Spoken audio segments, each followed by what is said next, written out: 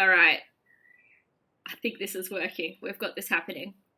It said meeting recording in progress. Look at that. I know this is not a meeting. But like last week, I'm dancing again. I'm dancing. I don't know why. I've got some Just funky tunes in my to the, head. the beat in your own head. I Look at do. you. Yeah, only from the top. Only from the top. I'm They chair call you dancing a hard. weirdo in high school. I absolutely was a weirdo in high school. I think that's how we're friends. Yeah. Chris, how are you, mate? I'm here. Hi, You're Cassie. here. How are you? Oh, I'm here. I'm here. Just, but I'm here. I think I'm more here than you, but still, in terms of here, we're still not really here. It's a time. Where is here anyway? I mean, if you're not feeling a little out of sorts, then you're not feeling, right? Something like that. Yeah, cool. We're deep. Hey, speaking of deep, I have been listening to classical music thanks to you, my friend. Something that Yes. I never thought I would say that I was listening to on my own search as opposed to a waiting room or a hold on a telephone. Um, but those things have really tarred classical music. And although I don't really know what was going on in terms of the meaning, I'm not really a lyrics person, so I don't completely hate not having a narrative. Does that?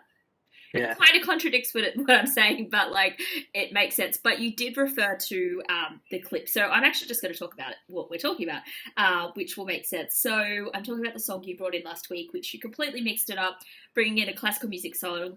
The artist's name is Danielle Eva Schwab, and the track you brought in was out of the out of the tunnel 4, but there is other ones. It's not just like it's number 4 randomly. There is actually like others before. So I gave myself the mish to delve into the whole series. Is that, yeah, can I call it a series? Well, It's yeah. not That's not the whole. Netflix, it's So a you listen song. to the. So you listen to the four out of the tunnel tracks. Yeah, yeah. So Yeah. there's 4 out of the tunnel tracks. 1, 2, 3, 4. I just think it's a series of songs. I think it is. Yeah. Their movements. Yeah. Watch the video clips, and it was like what Sia's trying to achieve, right? With the like dancing naked suit people, but like cool and trippy. And I feel like it's almost like new metal. Like it could be the film clip for a Tool clip, you know? Like it's that's not new metal, but like it just seems bigger and darker than what I associate that sound to. So I'm glad I watched the clips. I'm glad I went on that mission. It was a nice use of my time. It was different. It was an escape. It was enjoyable because I felt like I was listening to something for the first time. There was no predictability in the song, like which is something that I guess from what I say on this show most weeks is that that's something quite comforting to me. But it was quite nice not knowing what was going to happen next.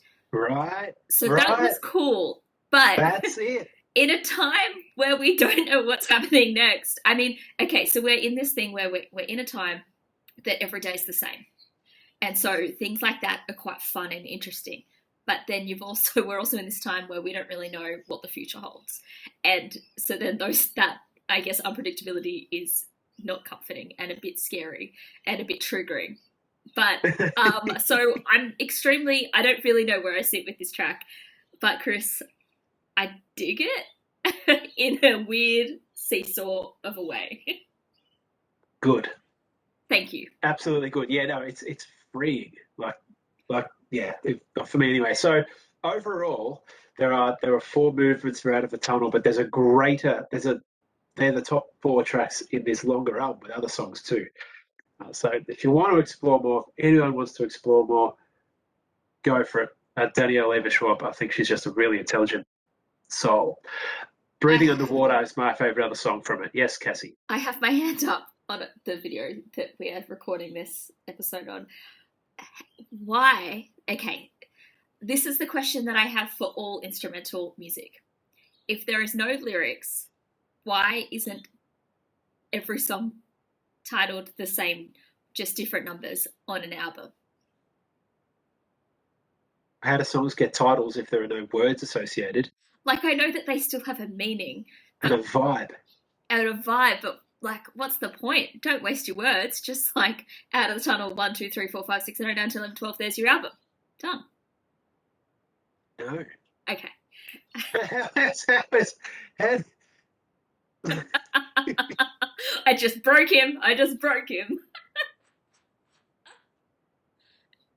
like, how do you distinguish one Beethoven piece from the other? By its title, by its vibe, the four seasons. You got to know which one's spring and which one's winter by the title. That's all just Beethoven. He did numbers, though. That's why. Is it all just Limp Bizkit? Oh no, it is not all just Limp Bizkit. Oh my goodness me! How dare you bring them into this mix? It's not all just Beethoven. How can you? You've got to know your Swan Lakes from your you're disrespecting Tchaikovsky. You're like, how dare you? I got crystals. I saw Swan Lake. Not Swarovski, you freak. I saw Swan Lake, local production at the Laycock Street Theatre in Gozzy, which is a great little theatre, and it was quite boring for a 10-year-old, but I went. Cultured. I saw Swan Lake by the Russian Ballet Company in St. Petersburg. How nerdy is that? You are so fancy. I've out-nerded myself from last week. That was tough to do. You are not just the song nerd, you're the swan nerd. The swan nerd. Here all day, guys. Here all day.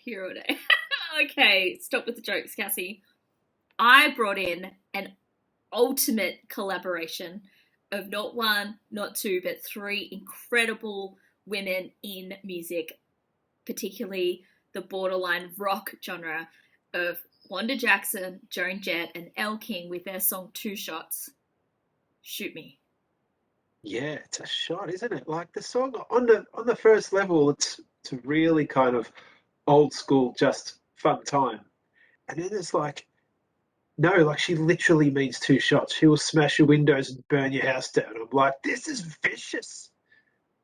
Like, it's dressed up in this with a little pink bow and a fun time, and she literally says, "I'll kill you" in it. Yeah, it's where I've brought in metal songs that are nicer than this. This is like these old school chicks, man. These old school country rock and rollers. They do not like you. Don't mess with them. You do not mess with them. No. Oh, they care. They've had a lot of fighting their whole lives, and I love that now they're kind of owning their power, and they're just like, you know what? Don't mess with me. I'm too old to deal with your shit. So yeah, this is jukebox this shit up. Like, yeah. Yeah. It's I adore it. I feel like it's endearing, and it's endearing, as you say. It's the most brutal song ever. But I just think it's cool. It's badass, and it's like the foundations of rock music. And listening to this, you get a lot of understanding, I guess, of where rock has grown, particularly American rock. So yeah. It is, yeah. Exactly what you said. Thank you. I dig it. Yay. Now, if you get a spare 30 minutes or longer, please delve into that playlist I made you called Wanda Jackson for Beginners or whatever. I think it's like the Idiot's Guide to Wanda Jackson. There's plenty more where that came from. Thank you for bringing me a guide and calling it that. Yeah. It's an honor. It's nothing personal, mate. Nothing personal. Hey, do you want to tell me what you're digging this week? No. Oh, okay, cool. Isn't that the point of the show? We called it Dug by Us because we dig music and we tell each other what we're dugging. I just want you to go first. Oh, I'm nervous. I'm doing something completely different.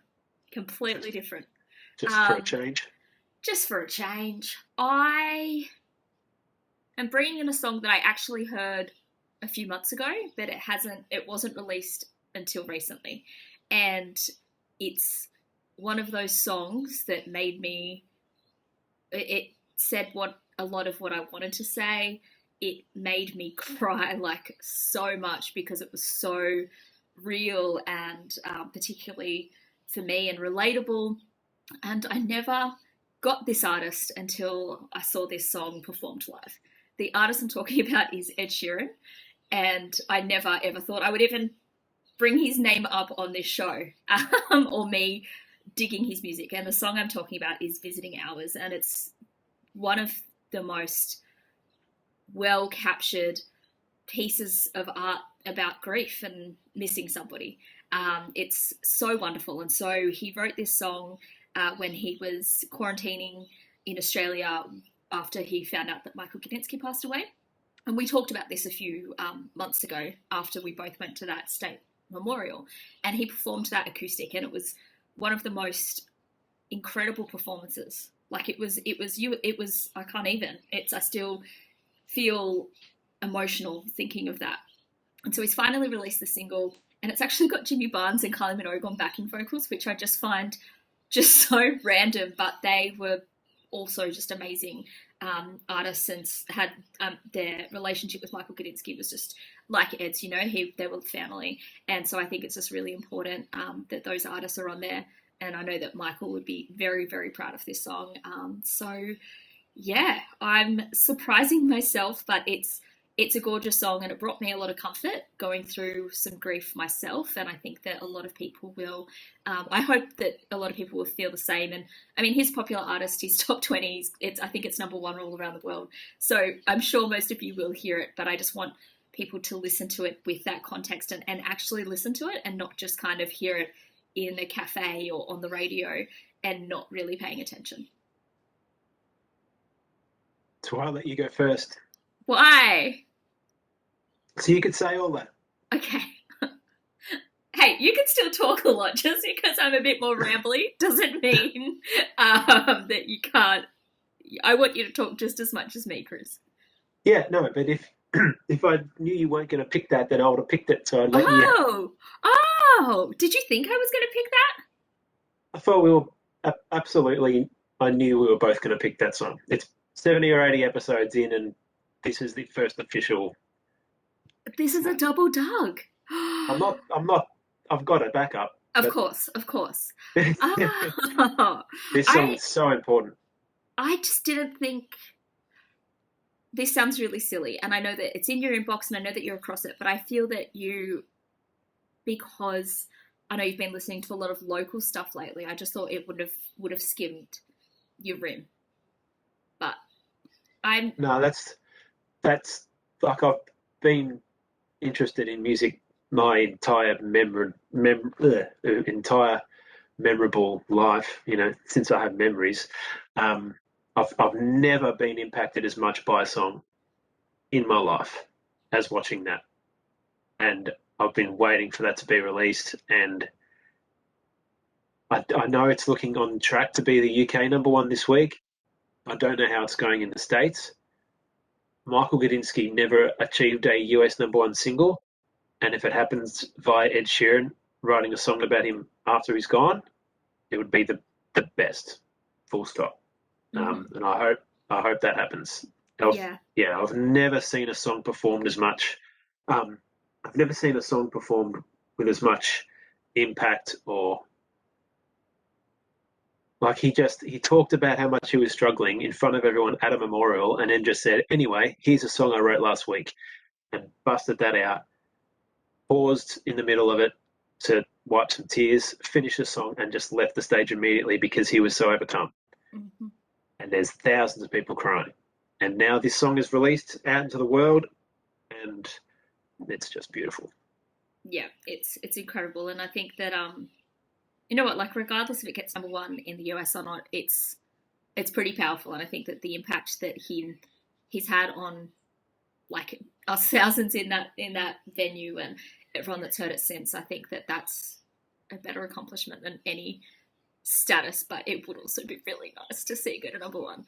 Apparently 50% of our audience are in the US, so hopefully you can tell your friends and you can share it around, and just, I think having a bit of context around this song, the story, is just so important.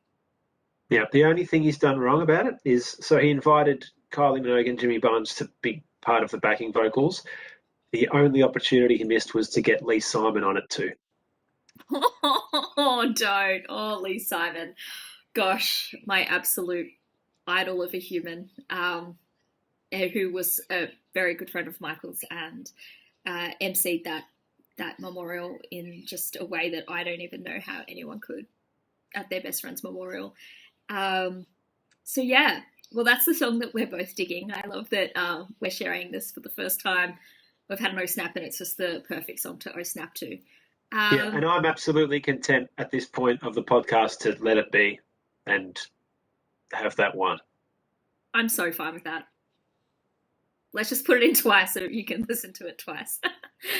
Yeah, because no one has the ability to hit repeat or skip or select the song again. Hey, some people are still learning. But get your tissues ready. It's a sad one, but it's beautiful. Cool. Well, as always, Chris, it's great to see your face. It would be nice to see it in real life, but that's a big no-no, and I'm okay with that. I'm totally respecting that. But it's still nice to see you, even if you are a bit grainy and distant in my video chat. Grainy and distant. Can you see the CD that's grainy at the back this time?